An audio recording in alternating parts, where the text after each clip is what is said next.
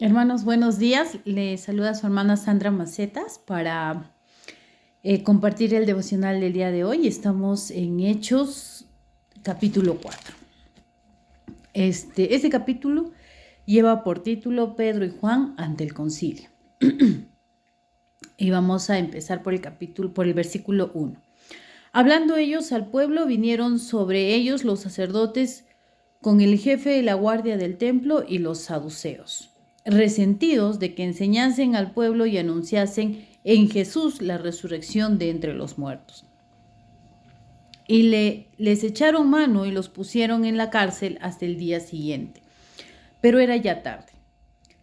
Pero muchos de los que habían oído la palabra creyeron, y el número de los varones era como 5,000. Miren, hermanos, qué tiempo tan maravilloso se vivía, y el avivamiento era tan grande que la gente se estaba convirtiendo por cientos, ¿no? Y hasta ese momento llegaron a ser 5,000. Aconteció al día siguiente que se reunieron en Jerusalén los gobernantes, los ancianos y los escribas, y el sumo sacerdote Anás y Caifás y Juan y Alejandro, y todos los que eran de la familia de los sumos sacerdotes. Y poniéndoles en medio les preguntaron: ¿con qué potestad? O sea, ¿con qué potestad? ¿Con qué autoridad? ¿Con qué derecho? Dice. ¿O en nombre de quién? Dice, ¿no? ¿De qué habéis hecho esto vosotros? Pero Pedro, lleno del Espíritu Santo, les contestó. Hermanos, he aquí la clave, la diferencia, ¿no? Entre como humanos podamos responder, luchar y buscar solos, que lo que podamos lograr con el Espíritu Santo.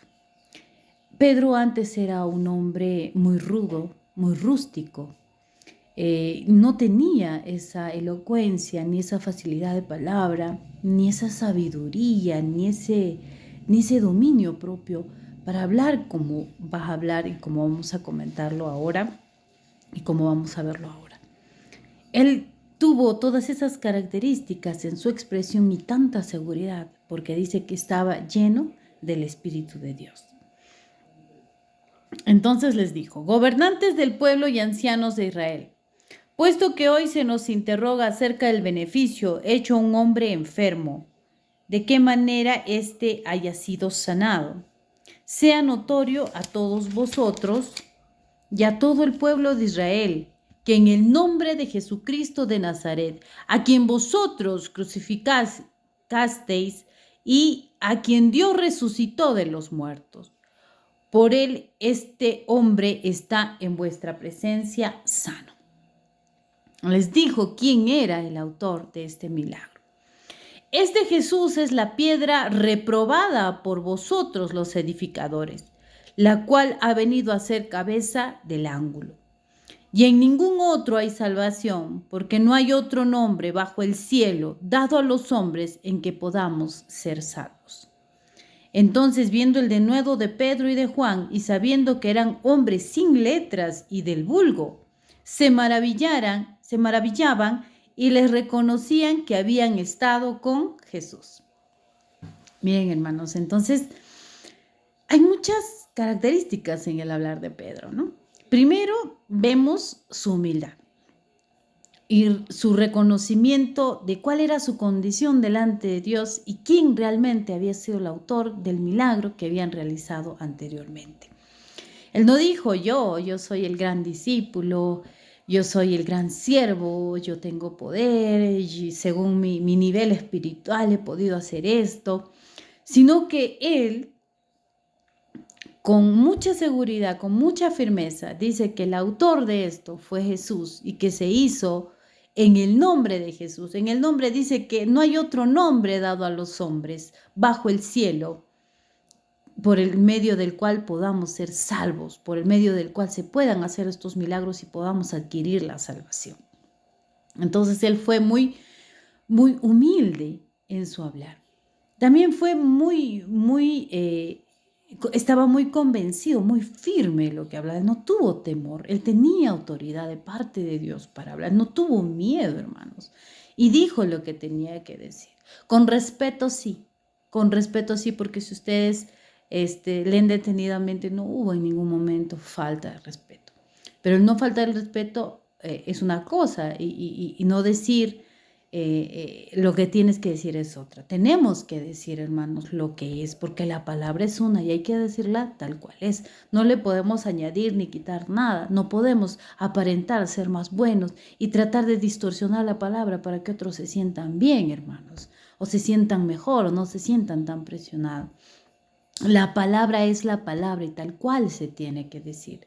Las cosas de Dios son las cosas de Dios y se tienen que decir de esa forma. Si los demás se ofenden, no se ofenden porque les hayamos faltado el respeto. Se ofenden porque la misma palabra los juzga a ellos. Les hace ver su pecado, les hace ver lo que está mal. Les confronta con lo que están haciendo mal, que a la larga pues va a ser el motivo de su destrucción. Entonces, ellos dicen como tienen que decir las cosas sin miedo. Debemos entender que quizá no nos podamos ubicar en ese contexto, pero ahorita, ¿no? Estando de repente nosotros, si nos dicen, oye, vas a negar a Jesús o vas a aceptar o vas a declarar que Jesús vive, que Jesús es el artífice, y podríamos estar en una situación donde de repente estaríamos con riesgo de ser asesinados o de ser encarcelados, ¿no? Sin embargo, ellos no tuvieron temor, hermanos, porque estaban con el Espíritu de Dios. Y además dijeron otra cosa, ¿no?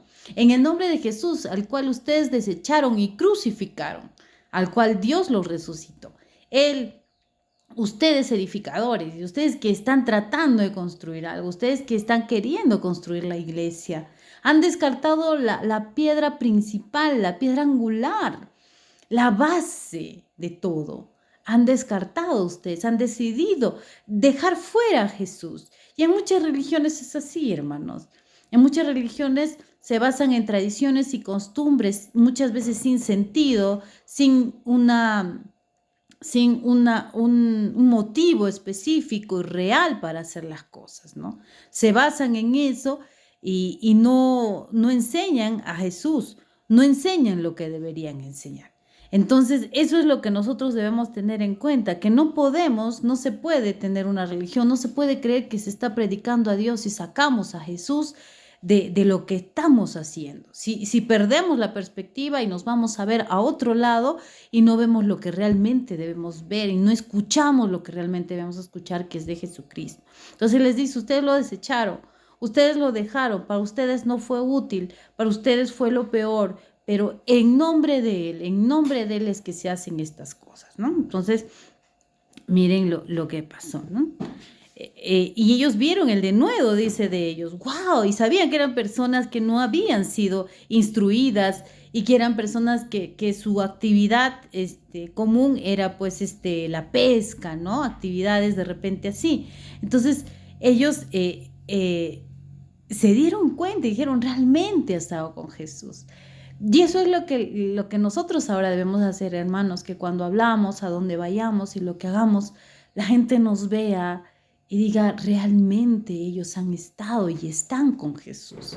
Porque nuestro comportamiento, nuestra manera de ser es diferente, ¿no? Ya no somos como antes. Si antes éramos personas vulgares, si antes éramos personas impulsivas, agresivas, ya no lo somos, ¿no? Hay sabiduría. Si antes éramos personas que en lugar de generar confianza a los demás, generábamos rechazo, repulsión, ahora la gente se acerca a nosotros y quiere estar con nosotros.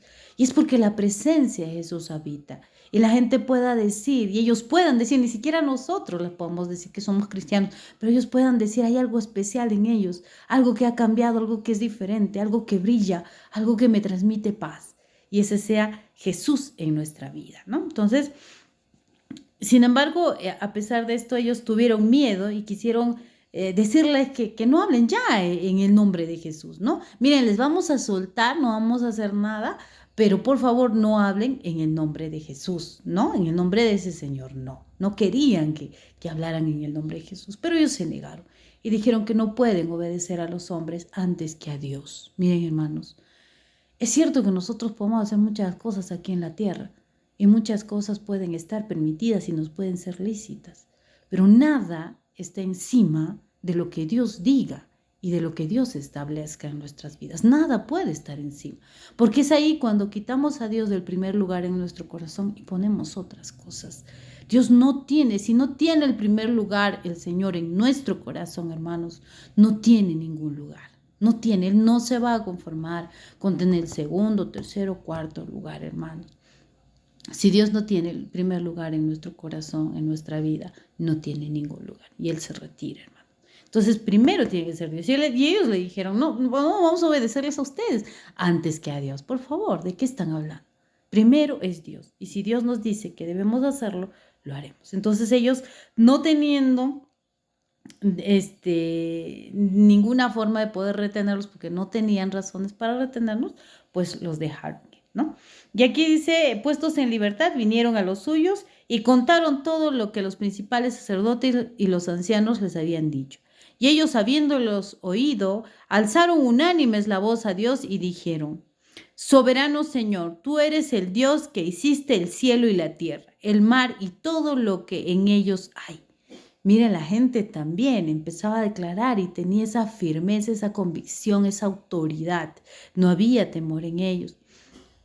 Que por boca de David tu siervo dijiste: ¿Por qué se amotinan las gentes y los pueblos piensan cosas vanas? Se reunieron los reyes de la tierra y los príncipes se juntaron en una contra el Señor y contra su Cristo, porque verdaderamente se unieron en esta ciudad contra su santo Hijo, Jesús, a quien ungiste, Herodes y Poncio Pilatos, con los gentiles y el pueblo de Israel, para hacer cuanto tu mano y tu consejo había determinado que sucediera. Y ahora, Señor, mira sus amenazas y concede a tus siervos que con todo denuedo hablen tu palabra, mientras extiendes tu mano para que se hagan sanidades y señales y prodigios mediante el nombre de tu santo Hijo Jesús. Cuando hubieron orado, el lugar en que estaban congregados tembló. Y todos fueron llenos del Espíritu Santo y hablaban con denuedo la palabra de Dios. Miren, hermanos, lo que hizo. Ellos también se llenaron del Espíritu Santo y declararon y pidieron al Señor que ellos siguieran con esa misma autoridad predicando la palabra y que ninguna amenaza los pueda amedrentar y disminuir ese denuedo, esa fuerza con la que ellos estaban predicando la palabra de Dios. Entonces, miren lo que hizo Dios, hermanos. Miren lo que hace Dios en nuestras vidas. Como Él no solamente nos envía a hacer las cosas, sino que nos respalda. No nos dice, anda, haz esto y hazlo con valentía y nos deja solos, sino que nos dice, hazlo, pero lo harás conmigo. A donde tú vayas, yo iré contigo. Lo que tú digas, yo hablaré a través de tu boca. Y todo lo que tú hagas será respaldado por mí, dice el Señor.